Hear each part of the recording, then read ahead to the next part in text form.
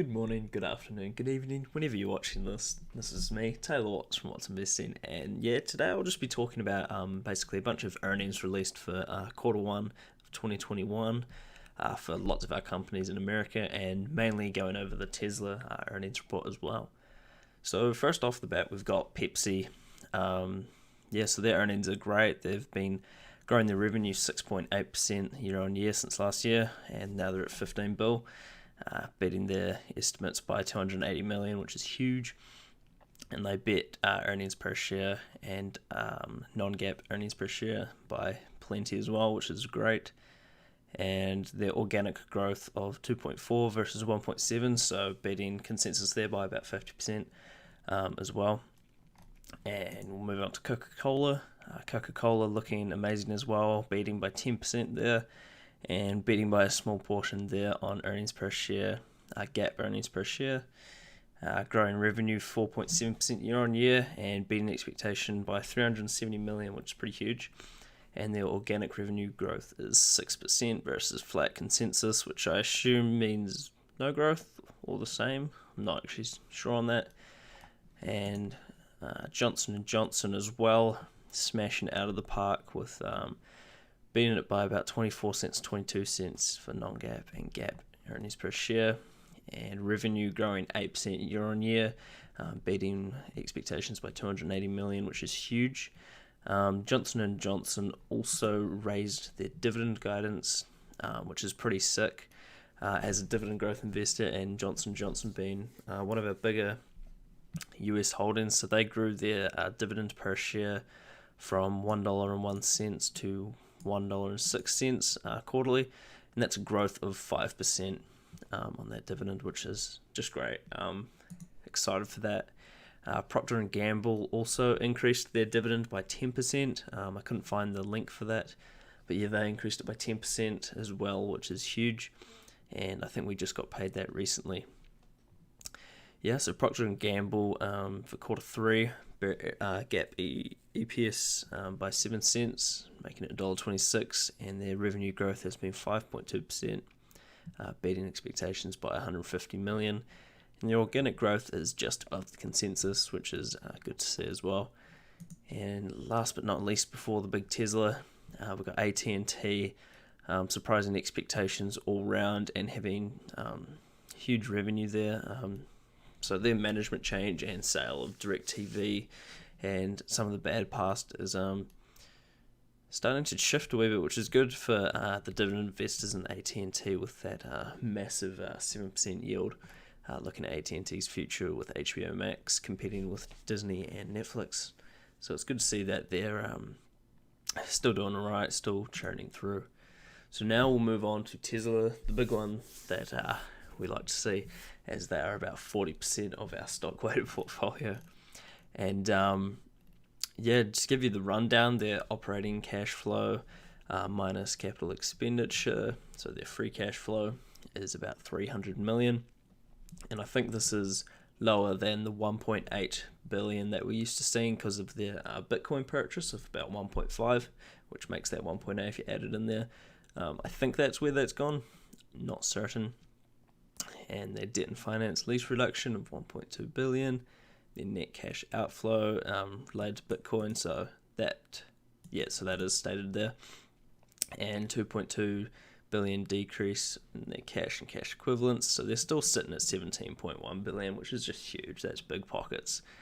And so profitability wise, they got 600 GAAP operating income at a 5.7% margin, 440 GAAP net income, and 1.1 billion non-GAAP income, excluding the stock-based compensation to Elon Musk and other employees in quarter one.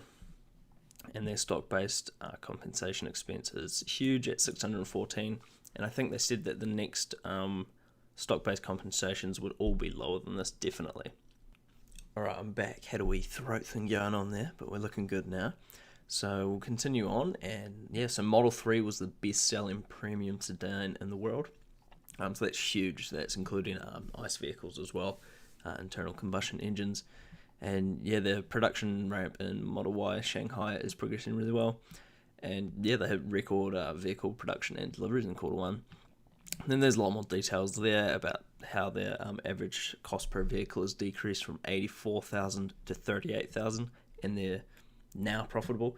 So you could think about, imagine if like the average price, this is a fake scenario, it wouldn't happen, but imagine if their average cost per vehicle was still that high. That's just insane. Yeah, but the decrease is over 50%, and that's just insane to see how low they can actually get that in the future as well, with their $25,000 car coming in the future. Yeah, so this is the unaudited financial summary, and we can compare this to quarter four last year, which is quarter four the year before has always historically been bigger than quarter one for pretty much every car industry. It's just a trend that the first quarter is always a bit quieter. And we can see here that Tesla's really just putting that to shame. Still a little bit quieter on automotive revenues, but their margins, gross margins, have been growing, and their regulatory credits were actually insanely good, which lots of people are saying it's negative, but really it's just extra money to use. They're just beating competition, winning the race to get free money and growth in the future, which is pretty mean. Yeah, so total revenues is looking good as well. So like the difference and the contrast between there and now is just insane, and their margins, of course, still being great. And I think without the stock-based compensation, the margins are still looking really good as well. I think it's about 23 or 22% on there.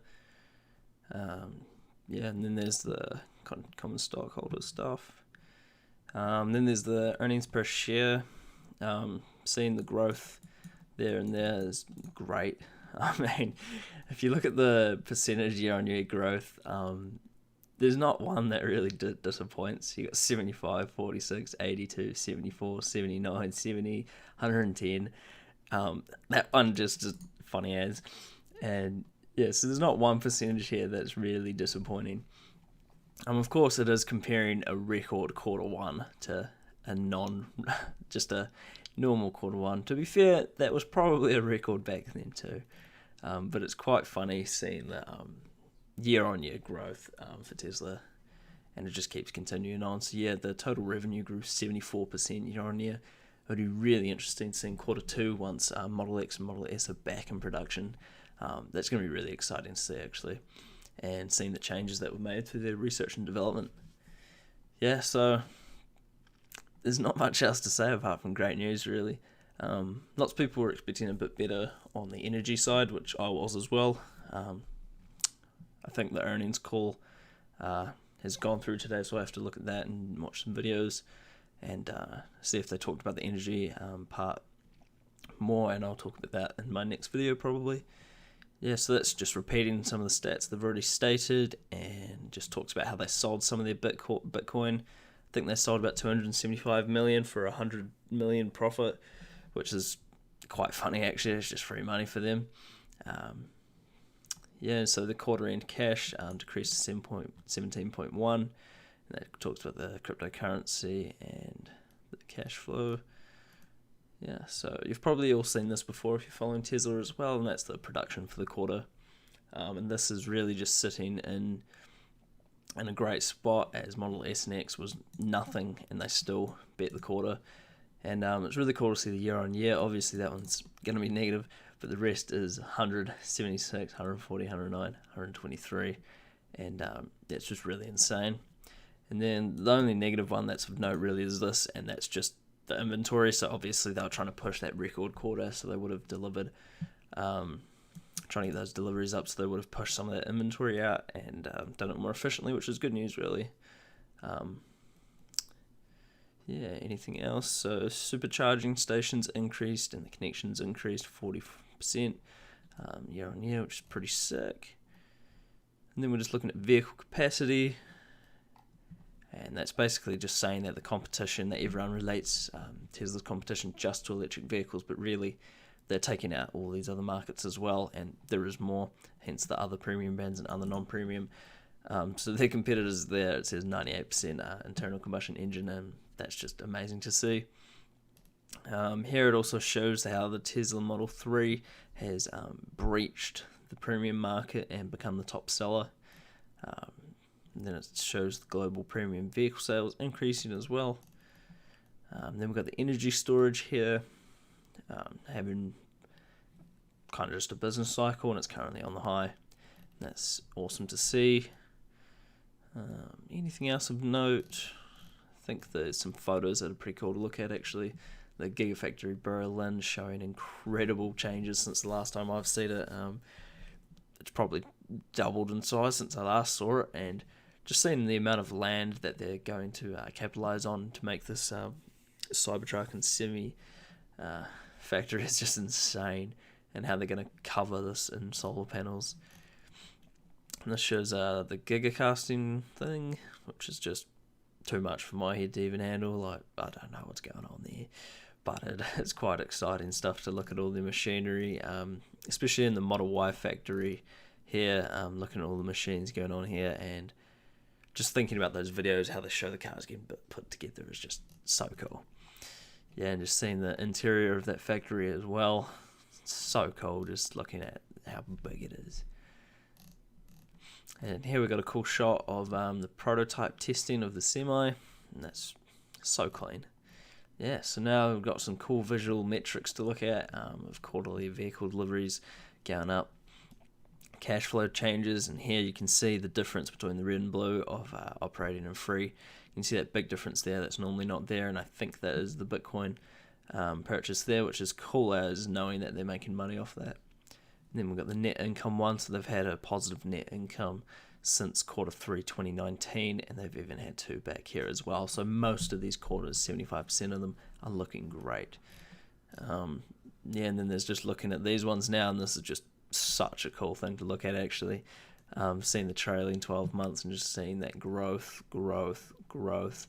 And if you look at it closely, it seems to be ramping exponentially quite well. This one's pretty linear actually, but I guess if we look here, it's kind of like a horizontal S-curve in a way.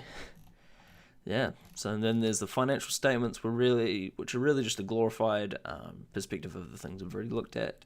I won't really go into depth on most of these. It's just the general stuff of assets increasing a small amount compared to previous, and debt decreasing, which is good. Liabilities pretty much staying the same. Yeah, I don't think there's too much else to note. Yeah, but that's been Tesla, their earnings, and everything else going on in our portfolio. These are most of the earnings I could find, and yeah, I think Procter & Gamble also did a dividend increase, and yeah, so I'll just quickly show how the portfolio is going. We're up 20%, and we saw a wee bump in the road here, losing some traction, and then we kept putting money in, kept it going, kept that dollar cost averaging, and we're seeing great growth through the portfolio. There's pretty much only a few companies that are down a noticeable amount, and that's A2 Milk. That's just kind of one we've recently got into just out of interest. Chorus down 11%. They just paid a dividend though, so they're not actually too bad. Everything else is looking pretty solid, and then I think there's just Procter & Gamble down 3%. They did a dividend raise as well. And then there's just Spark down a tiny bit, and Total Bond Market Fund there. And everything else is up an insane amount, looking good, dividend growing. Yeah, so the month is almost up, and I think I was pretty much right in saying that I guessed it way too low, and pretty much put the recommended guess right on the spot of $40. I think currently it's at like $40 and like 55 cents dividends received for April, and I don't think there's one more coming in. There might on the very last day, but American dividends are normally delayed by a few days to a week, so we'll be looking at May probably being a really small month actually. But yeah, I'll get that get the portfolio and dividend update video out next week, and I'll talk about our guessing then. Yeah, so stay tuned for that, and if you want to catch up on the journey or talk about stocks and anything, especially Tesla related, love that stuff, yeah, get in touch, and I'll see you next time. Happy investing.